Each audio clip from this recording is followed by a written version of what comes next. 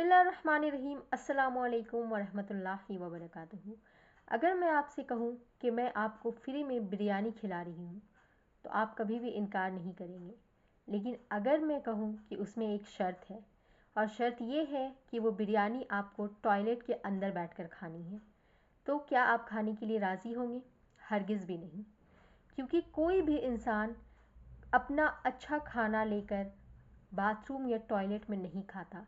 अच्छा क्या, अगर कोई बुरा खाना भी हो तो वो नहीं खाता। लेकिन एक अक्लमंद शख्स ऐसा होता है जो सिगरेट पीने के लिए टॉयलेट को चूज़ करता है। वो जाकर टॉयलेट में सिगरेट को पीता है और टॉयलेट में बैठकर ही सिगरेट के मज़े लेता है। सोचिए कि खाने पीने की चीज़ें को खबीस जगह पे जा कर के वो पी रहा है। एक तो बाथरूम खबीस, ऊपर से वो खबीस चीज़ों को भी पी रहा है।